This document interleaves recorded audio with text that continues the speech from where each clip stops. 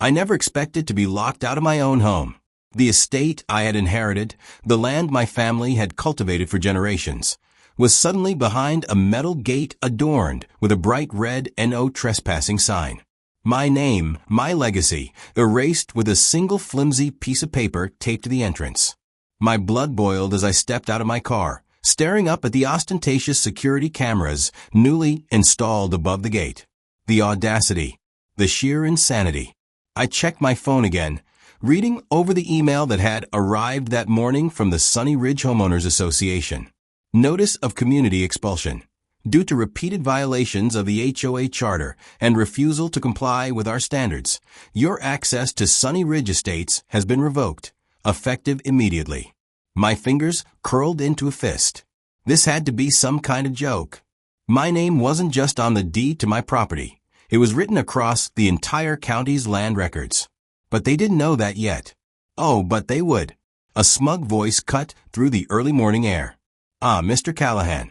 We were wondering when you'd show up." I turned to find Karen Mitchell, president of the HOA, standing at the other side of the gate, flanked by two men in ill-fitting security uniforms. She was everything you'd expect from a woman on a power trip: bleach blonde hair, a designer pantsuit that screamed "I don't actually work," and an expression of absolute, self-righteous authority. "Karen," I greeted, keeping my voice level. "Mind explaining why the hell I can't enter my own property?" She let out a laugh, all teeth and malice. "Not your property anymore, I'm afraid. After months of noncompliance, you've been officially removed from the community registry. The board voted unanimously last night." The way she said it, as if she had handed down a royal decree, made my eye twitch. "You mean the community that I own?" I shot back. "Because unless something changed in the past 24 hours, I'm still listed as the legal owner of this estate, and every square foot of land it sits on." Karen's lips twitched, but she didn't falter. "Your name might be on a few pieces of paper, but the community owns this land now. And as of today, the board has enacted Emergency Ordinance 16.4, which allows us to repossess properties that undermine the aesthetic and financial stability of a neighborhood." She clasped her hands together, her nails painted some overpriced nude shade. "We tried to warn you. Repeatedly." My jaw clenched as I fought the urge to laugh. This was insanity. "You're seriously trying to tell me that my multi-million-dollar estate, which, by the way, existed long before your tacky HOA was ever formed, is undermining property values?" Karen sighed, feigning sympathy. "It's not about the value of your home, Mr. Callahan. It's about the community's value. Your failure to follow regulations, refusing to remove your unsightly iron fence, declining to repaint your home in an approved shade of beige, and worst of all, keeping livestock on a property that should be reserved for a refined, upscale clientele, has left us no choice." She held up a clipboard, flipping through the pages dramatically before pointing to a line. "And per section 12.8 of the HOA Charter, we reserve the right to repossess properties of repeat offenders and transfer ownership to the community trust." I blinked, barely able to process the level of delusion. Community trust? That was just HOA speak for, "We're stealing your land because we want it." I took a slow breath, composing myself.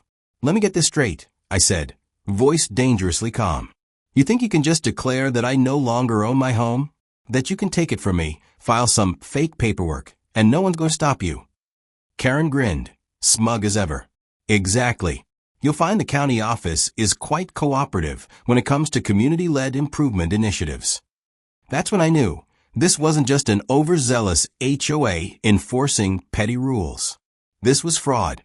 I stepped forward, leaning against the gate. "Karen." My voice dropped, and for the first time, she hesitated. "You have no idea who you're dealing with." She blinked but recovered quickly, tilting her chin up. "Oh, but I do, Mr. Callahan."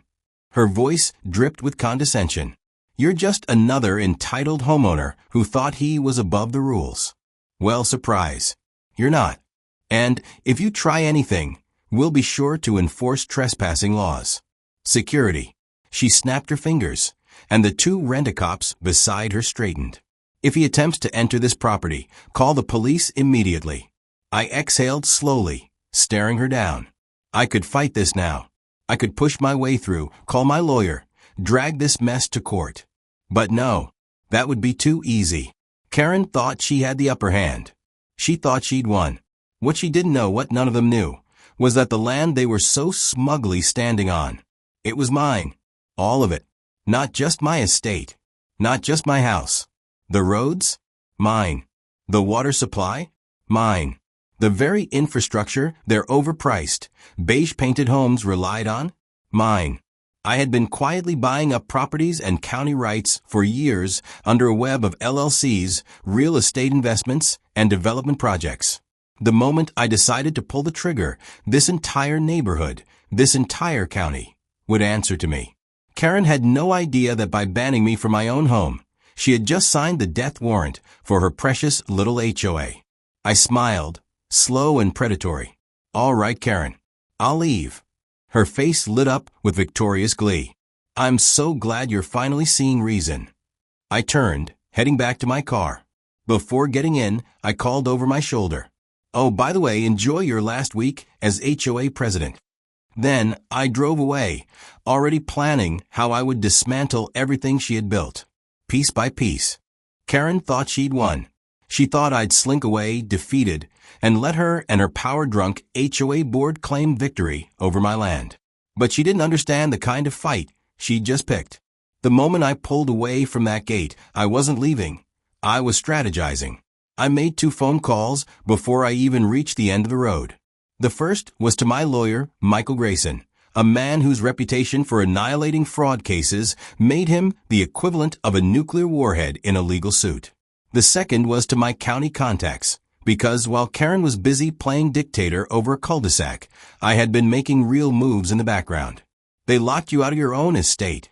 Michael's voice was sharp with restrained amusement. That's bold. And incredibly illegal. It gets better, I said dryly, accelerating onto the main road.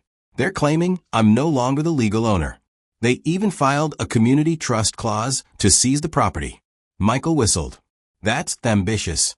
If they have any connections in the county office, they could try to slow down a direct legal challenge. Which is why I need you to bury them in paperwork, I said. File the injunctions. Get a court order to block any transactions on my land.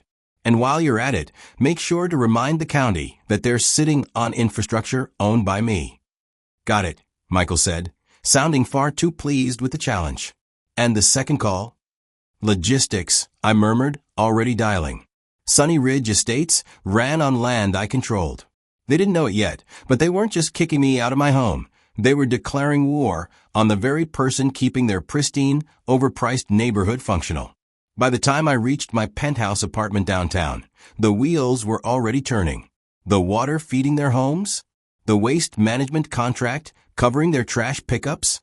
The road maintenance fund their little HOA relied on to keep their streets looking like a goddamn Step 4 dream? I owned it all. And I was about to make them feel it. The first blow came 3 days later. The HOA sent an urgent email to the neighborhood informing residents of an unfortunate delay in waste collection services. Apparently, the company they used for trash pickup, a company owned by one of my subsidiary LLCs, had abruptly canceled their contract due to non-payment. Karen tried to downplay it, of course, assuring residents that alternative options were being explored. But I knew better. Garbage piled up quickly. The second blow was the water issue. The HOA loved to talk about community standards, how they enforced strict rules on lawn maintenance, how they ensured every property kept its perfectly green facade. But all that required one critical thing, a reliable water supply. And wouldn't you know it? The county water board, who managed the pipelines I still held legacy rights over, suddenly needed to conduct routine maintenance on the main supply lines leading into Sunny Ridge. 3 days without regular water flow, and suddenly those lush green lawns were turning brown and patchy. Residents started complaining, loudly, and then came the security goons. I pulled up to the estate one evening just to observe, parking on public land outside of their so-called private roads.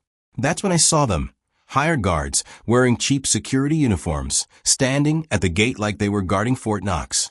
When did Karen get her own private police force? I stepped out of my car, watching as a couple of residents argued with the guards. "I already showed you my ID," one man snapped, exasperated. "I live on Sycamore Drive. I was literally just out for groceries." "HOA regulations, sir," the guard droned. "New safety measures require all residents to verify identity upon entry." The man threw his hands up. "This is insane." I couldn't help but smirk. Karen had overplayed her hand. She was losing control, and instead of backing off, she doubled down. That's when she spotted me. Karen emerged from the gatehouse, arms crossed, expression smug. "Back again so soon?" she called out. "I wasn't aware you still had business here." "Oh, I do," I replied, leaning casually against my car. "I wanted to check in on the neighborhood.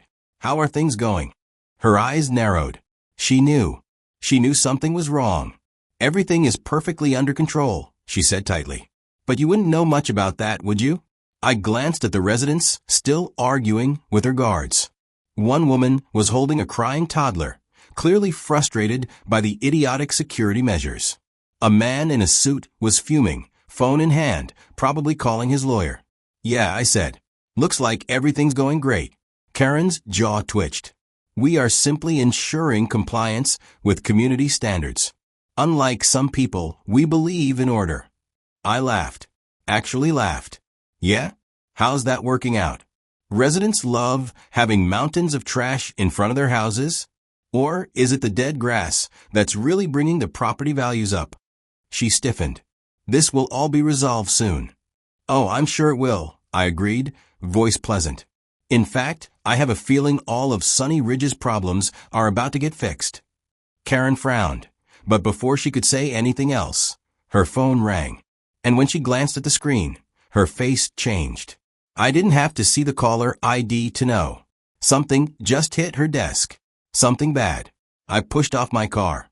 "You have a great night, Karen." Then, as I got back into my car, I rolled down the window and said, "Oh, and make sure to check your emails in the morning.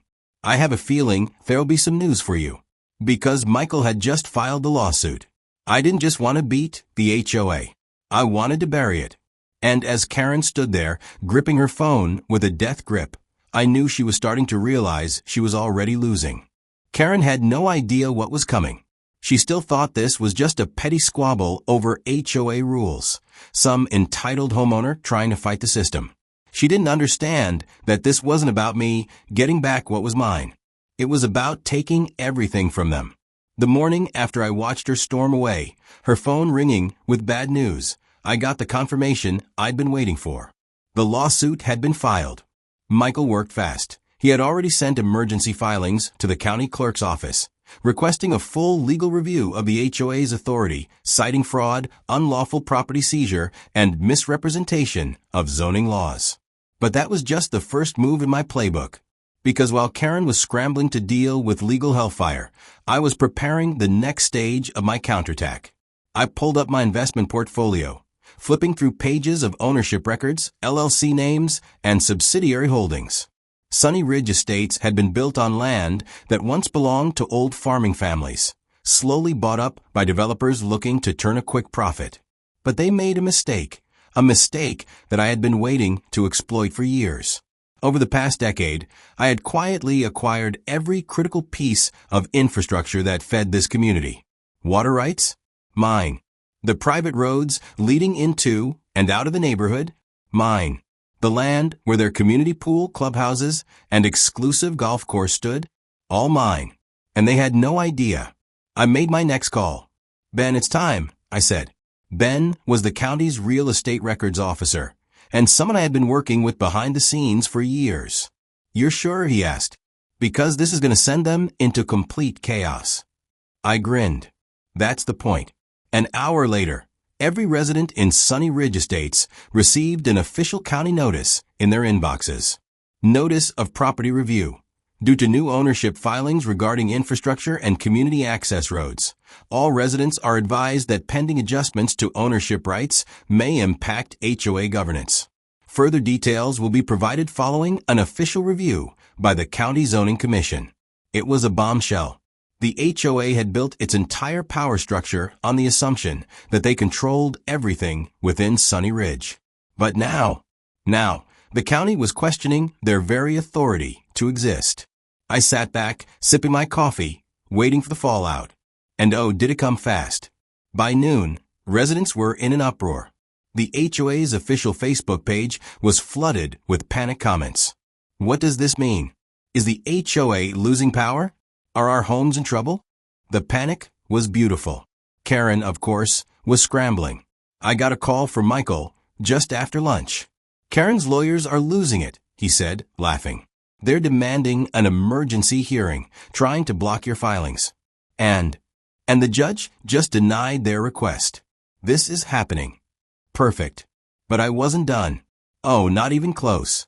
I needed one final move to push them over the edge, to make sure there was no coming back from this. I dug through my files, pulling up the contract that sealed their fate. The HOA's own operating agreement.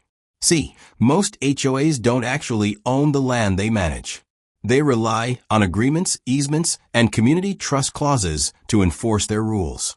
But the second those agreements became disputed, their power collapsed. And wouldn't you know it, buried deep in their original contracts was a fatal flaw.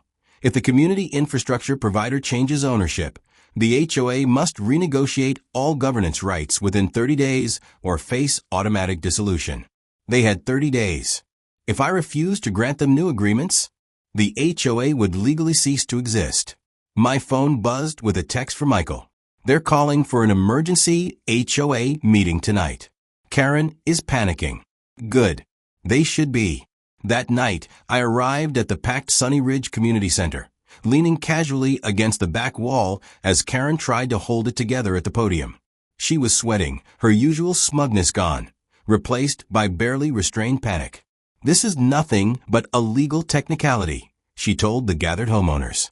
We are confident that the HOA's authority will be reaffirmed by the county.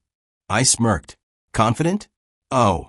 She was about to eat those words. Karen, I called out from the back, my voice carrying over the murmur of the crowd. Why don't you tell them what happens if you can't renegotiate the HOA's property agreements? Every eye in the room turned to me. Karen's face turned bone white. That isn't relevant. It's very relevant, I cut in. Because according to your own contracts, if you don't fix this in 30 days, the HOA ceases to exist. Gasps. Whispers. Karen froze. That was it. The moment she realized she was finished. I let the silence stretch, then stepped forward, pulling a folder from under my arm. I'll make this simple, I said, voice calm and controlled. The roads, the utilities, the common areas, I own them now. That means I get to decide whether or not the HOA gets to continue operating.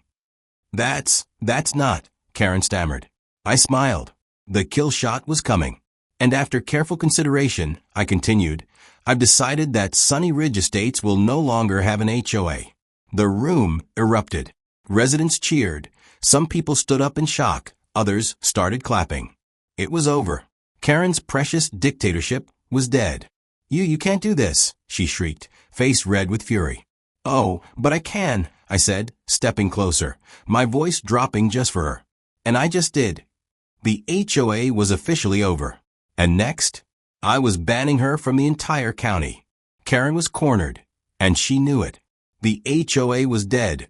I had killed it, but she wasn't the type to go down quietly. No, people like Karen don't just accept defeat. They escalate. And that's exactly what she did. The very next morning, I woke up to a cease and desist letter taped to my penthouse door. Notice of immediate action. Sunny Ridge Community Property Reclamation Effort. I skimmed through the ridiculous legal jargon until I got to the meat of it.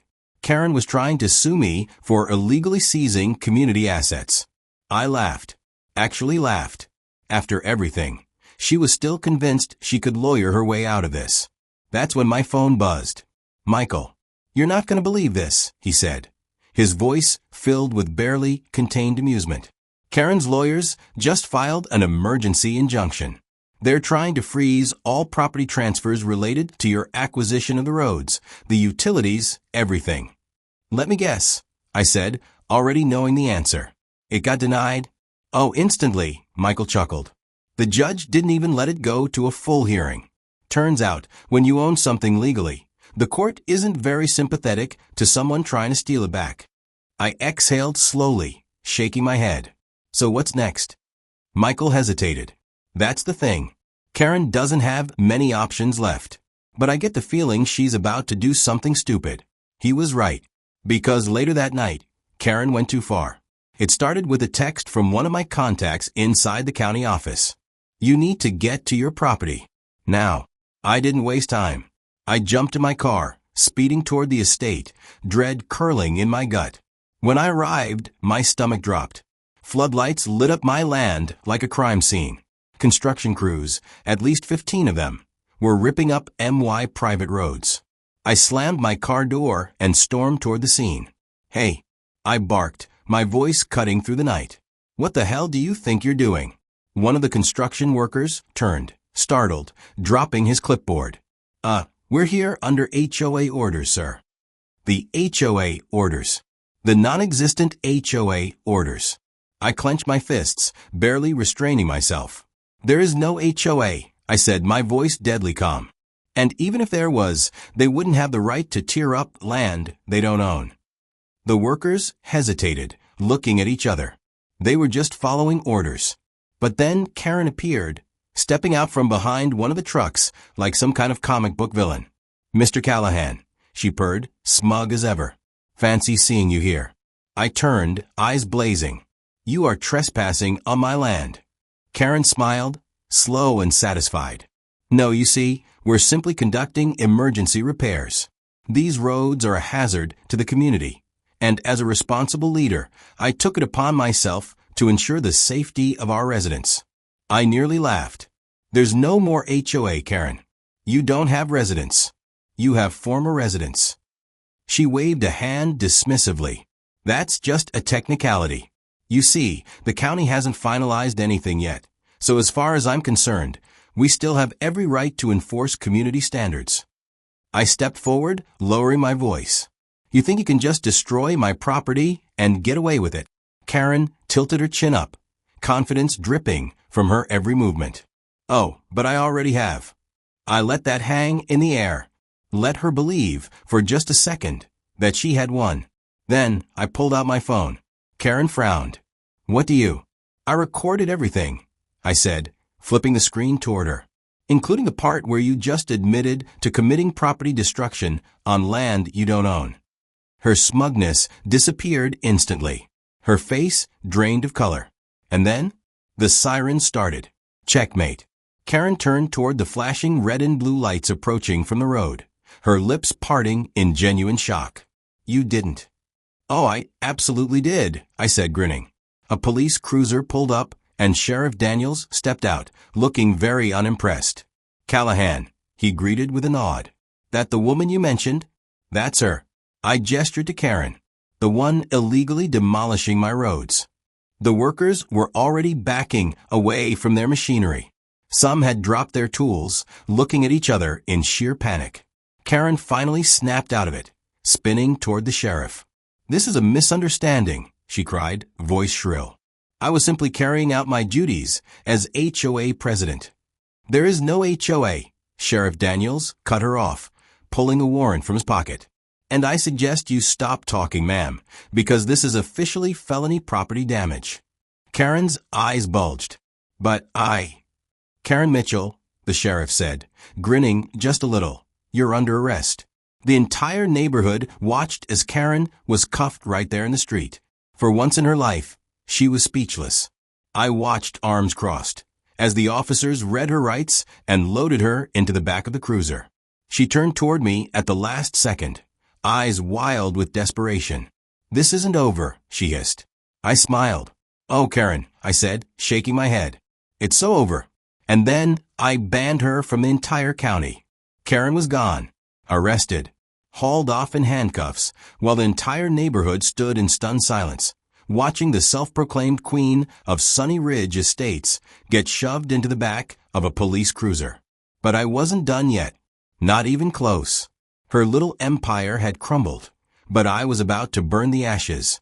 I had one final move left to play, something that would make sure Karen, her cronies, and the very idea of an HOA in this county never existed again.